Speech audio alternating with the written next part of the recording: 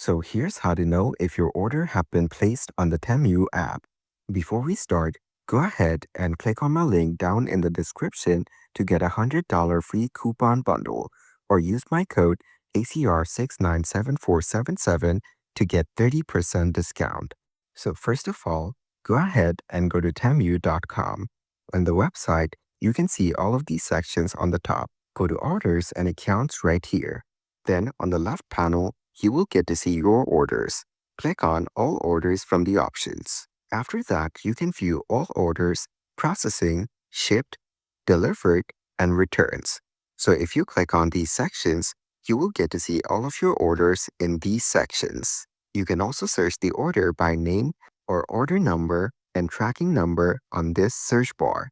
And after that, your order will be displayed if it's placed.